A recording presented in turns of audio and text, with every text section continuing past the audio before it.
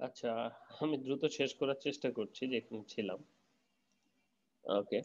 তো এই ধরনের তাহলে আমরা কি করছি যে ম্যানুফ্যাকচারিং যে সলিউশনটা রয়েছে অর্থাৎ যেটা দিয়ে আমরা আমাদের ভিসকসটা বা ম্যান-মেড ফাইবারটা তৈরি করব সেই পাতে এরকম ফসফরাস এবং সালফার দিয়ে দিচ্ছি। যার কারণে সেটা কিন্তু আমার প্রতিরোধী হচ্ছে, হিট প্রতিরোধী এবং যেমন এ ধরনের কিছু ফাইবারের নাম এখানে দেওয়া আছে যে স্যান্ডল ফ্লাম, তারপর হচ্ছে স্যান্ডোজের পলিলিসিলিক যেটা অ্যাসিড আর পলিসিলিক অ্যাসিড, অ্যালুমিনিয়াম স্যারিটি এ ধরনের অনেকগুলা যেমন কনেক্স, পিবিআই, পি84 এগুলো সবই হচ্ছে আমার এফআর ভিসকোসের বাণিজ্যিক নাম।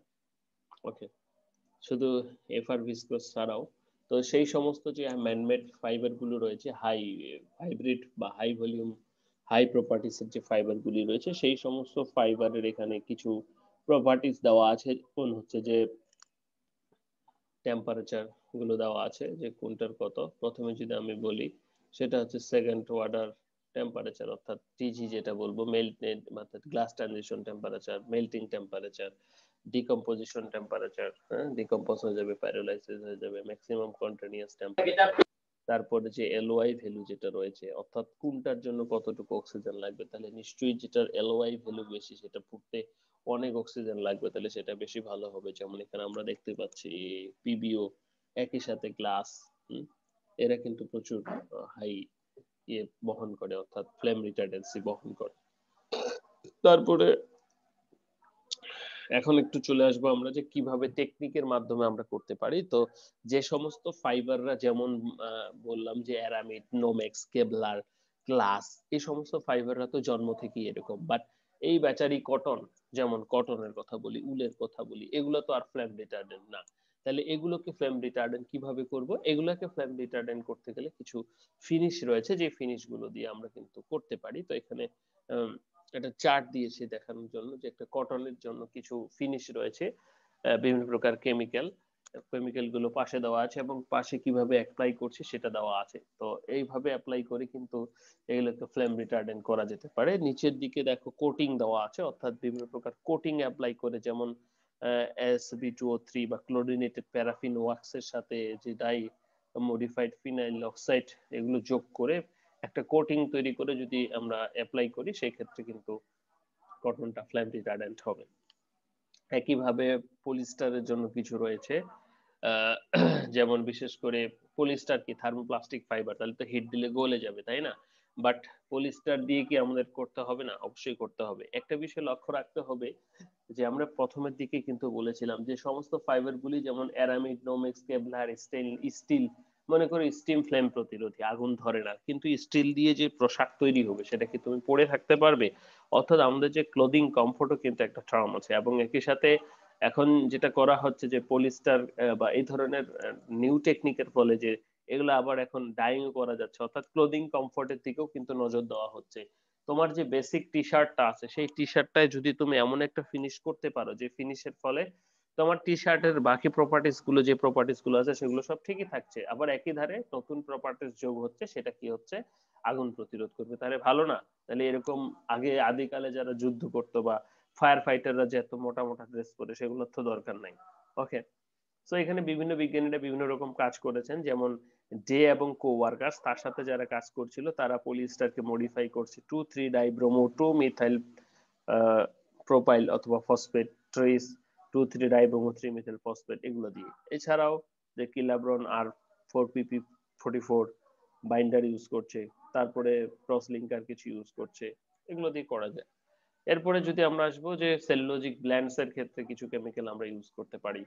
ঠিক আছে, যে এটার ব্ল্যান্ডস এর ক্ষেত্রে করলে ভালো হয়, কারণ হচ্ছে যখন আগুন ধরবে বা টেম্পারেচার যখন দেওয়া হবে তখন পলিস্টার কটন যদি একসাথে থাকে তাহলে পলিস্টারটা কিন্তু একটু সফট হয়ে গলে যাবে বা চার ফরমেশন করবে এবং কটনটা কিন্তু আটকে যাবে এবং সেই ক্ষেত্রে কটনটা ফুটবে না বা এই ধরনের একটা স্কাফল তৈরি করে। স্কাফলটা কি একটা স্ট্রাকচার যেখানে সবকিছু আটকাতে পারে, সো এ ধরনের একটা হিন্ডারেন্স বা বাধা তৈরি করতে পারে সাধারণত।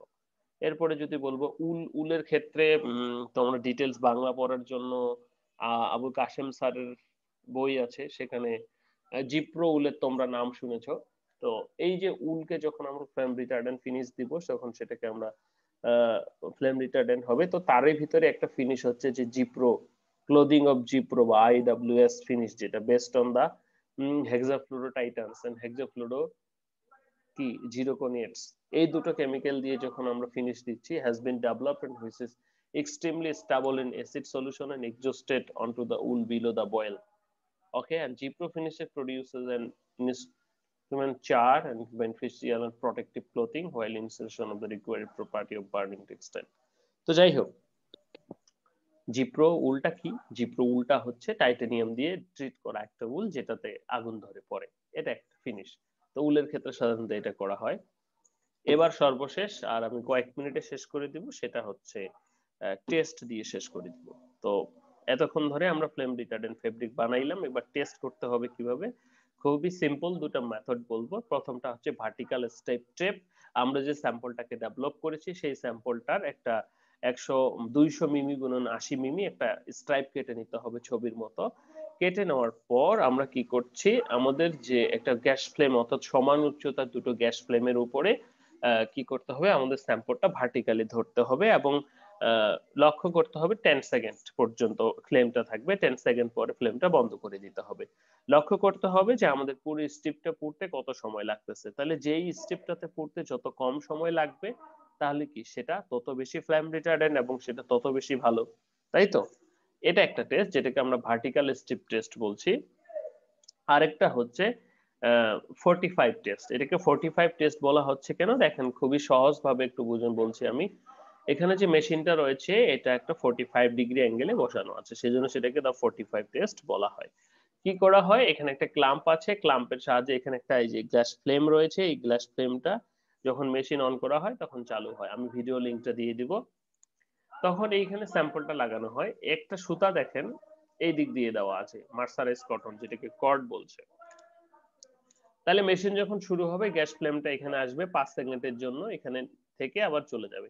তাহলে 5 সেকেন্ডে আগুন ধরে যাবে। লক্ষণীয় বিষয়, গ্যাস ফ্লেমটা যখন এই ফেব্রিকের এখানে পড়তেছে, ফেব্রিকের কন্টাক্টে আসতেছে, কত সময় ধরে এখানে মানে কতটুক 5 সেকেন্ডে আগুন ধরছে কিনা বা কত সময় ধরছে, এবং এটা কি পুড়তে পুড়তে পুড়তে পুড়তে পুড়তে পুড়তে এই পর্যন্ত চলে যাবে। তো পুড়তে পুড়তে যখন এই পর্যন্ত চলে যাবে তখন কি এই কর্ড যেটা আছে, সাদা যে সুতাটা আছে সেটাও কি পুড়ে যাবে। পুড়ে গেলে এইখানে একটা ইয়ে রয়েছে, ওয়েট আছে, সেটা টুপ করে এখানে পড়ে যাবে নিচে এটার সাথে লাগানো।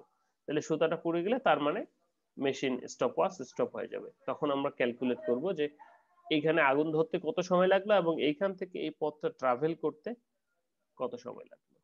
ঠিক আছে, এটাই হচ্ছে 45 টেস্ট, আর কিছুই না। কিভাবে করা হয় সংক্ষেপে বলছি, সেটা হচ্ছে যে স্যাম্পল কেটে নিব 6.5 ইয়ার্স এন্ড 2 ইয়ার্স লম্বা চওড়ায়। তো কথা হচ্ছে যত বেশি টেস্ট করব তত অ্যাকুরেসি বাড়বে। তো স্যাম্পল স্পেসিমেন প্রিপারেশন এভাবে কেটে নিব। প্রথম ছবি, দ্বিতীয় ছবিতে স্পেসিমেন হোল্ডার, হোল্ডারের ভিতর তৃতীয় ছবিতে স্যাম্পলটাকে হোল্ড করব, চতুর্থ ছবিতে স্যাম্পলটা প্রিপারেশন ক্লিয়ার হয়ে গেছে। তারপরে যেটা হচ্ছে আমি কি করছি, আমার স্যাম্পলটাকে এখানে অ্যাটাচ করছি, দেখেন সুন্দর করে এই সুতাটা দিক দিয়ে দিয়ে দিব। গ্যাস ফ্লেমটা বাইরে থাকছে, মেশিন এখানে গ্যাস ফ্লেম, মেশিন যখনই অন দিব এই যে গ্যাস ফ্লেমটা আছে এটা নিচে পড়বে এবং এটা পোড়া শুরু হবে। তাহলে লক্ষণীয় বিষয় কতক্ষণে পুরো এই পর্যন্ত যাচ্ছে, এই যে লোহাটা আপনারা দেখতে পাচ্ছেন বোধহয়, এই যে লোহাটা আছে এটা টুপ করে পড়ে যাবে নিচে। তাহলে এখান থেকে ট্রাভেল করবে এবং কত সময় আগুন ধরছে। তাহলে যেই ফেব্রিকটা যত বেশি সময় নিবে তাহলে সেটা তত বেশি ফ্লেম রিটার্ডেন্ট। ওকে ওকে, আমরা যদি নেক্সট স্লাইডে যাই তাহলে যেটা হচ্ছে এই দুটো টেস্ট ছিল আমাদের, আর কিছু নাই। ঠিক আছে, ফ্ল্যামেবিলিটি টেস্টার যে কথাগুলো কমন কথাবার্তা, তো এটার ইউজটা বিশেষ করে এরোপ্লেনে এগুলোর ক্ষেত্রে হয়ে থাকে। তো প্রথম থেকে যদি একবার বলি, পুরো যে আমাদের আজকের লেকচারটা ছিল, আজকের লেকচারটা ছিল হিট এন্ড এটার যে সাপোর্টিং ডকুমেন্ট সেটাও আমি আপলোড করে দিব তোমাদের পড়ার সুবিধার্থে, সেখান থেকে পড়ে নিও। তো আজকে যেটা হচ্ছে সেটা বললাম heat and flame protective textile, তার মানে এর সাথে সে হিট এবং ফ্লেম প্রোটেক্ট করবে। তো হিটটা কিভাবে প্রোটেক্ট করে হিট সম্পর্কে একটু বলি। তো হিটটা যদি মনে করো যে না ভিতরে যায় তাহলে তো আর আগুন ধরতেছে না, তাই না? তো এটার জন্য বিশেষ করে মানে ক্যাভিটেশন অর্থাৎ এয়ার বাবল ভিতরে থাকে, ফাঁকা ফাঁকা জায়গা থিকনেস এর উপর ডিপেন্ড করছে, ফাঁকা ফাঁকা জায়গায় বাবল থাকতে যেতে পারবে না। তো কি কি তাহলে প্রথমে প্রোটেক্টিভ টেক্সটাইল সম্পর্কে আমরা জানি যে সমস্ত প্রোটেক্ট করছে, হিট অ্যান্ড ফ্লেম রেজিস্ট্যান্ট, যেগুলো হিট এবং ফ্লেম থেকে প্রোটেক্ট করছে, সেটা heat and flame resistant textile. কিসের উপর ডিপেন্ড করছে, মানে কোথায় কোথায় ইউজ করা হয়? Hot metal splash, contact furnishing, ঘরের ভিতরের ফার্নিশিং এর ক্ষেত্রে, ফায়ার ব্যারিয়ার্স তৈরি করতে, ল্যান্ড ট্রান্সপোর্ট, মেরিটাইম নাবিকে, তারপরে এরোস্পেস অর্থাৎ আকাশে মহাকাশে মিলিটারি অ্যাপ্লিকেশনে ব্যবহৃত হয়। সেটার জন্য কিছু 100 ডিগ্রি এবং 150 ডিগ্রির জন্য কিছু ইয়ের নাম দেওয়া আছে, টেক্সটাইল প্রোডাক্ট বা ফিনিশের নাম দেওয়া আছে। ফ্ল্যামেবিলিটি অর্থাৎ আগুন ধরবে কিনা, ফ্লেম রেজিস্ট্যান্স কতখানি পরে আগুন ধরবে অর্থাৎ আগুনকে প্রতিরোধ করতে পারে। তারপরে যদি আমরা দেখি যে ফ্ল্যামেবিলিটি, তারপরে কিছু টার্ম রয়েছে, flammable, flam proof, flame rating, যেটা বললাম ফ্ল্যামেবল পুড়ে যাবে কিনা, ফ্লাম প্রুফ আগুন ধরবে না, ফ্ল্যাম রেজিস্ট্যান্স মানে কত সময়ে, ফ্ল্যাম রেজিস্ট্যান্স রেটিং কত সময়, ফ্ল্যাম রেজিস্ট্যান্স মানে কত দূর, 2 ঘন্টা 3 ঘন্টা কয় ঘন্টা টিকতে পারে, ফ্লেম প্রুফ ম্যাটেরিয়াল অর্থাৎ জন্ম থেকে যে সমস্ত ফ্লেম প্রুফ, এন্ড ফিনিশের ফলে কতদিন পর্যন্ত টিকবে, সেটা হচ্ছে ডিউরেবল ফ্লেম প্রুফ ম্যাটেরিয়াল। ওকে, কি কি বিষয়? টেক্সটাইল ফাইবারের বার্নিং বিহেভিয়ার, কেমিক্যাল ফেব্রিকের স্ট্রাকচার, তারপরে হচ্ছে যে toxic smoke flame retardant finish দেওয়া হচ্ছে কিনা, কি ধরনের, কোথায় ব্যবহৃত হবে, কমফোর্ট কিরকম, অক্সিজেনটা কিরকম সাপ্লাই হচ্ছে। প্রিন্সিপালটা কি, খুবই সহজ, heat oxygen and suitable fuel.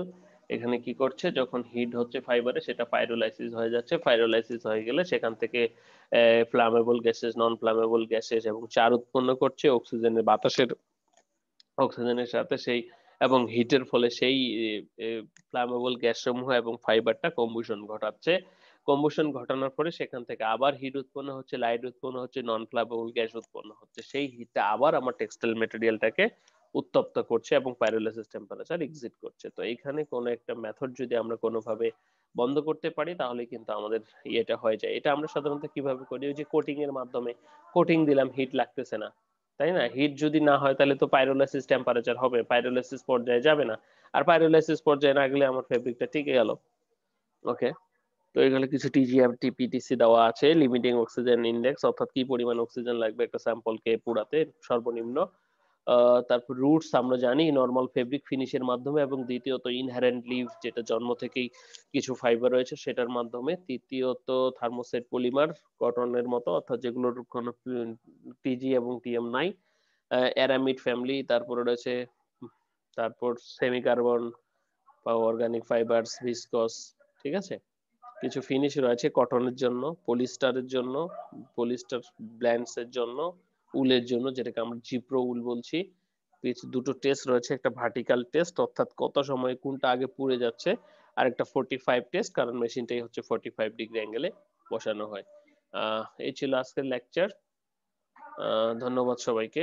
কারো কোনো জিজ্ঞাসা থাকলে আমাকে করতে পারো।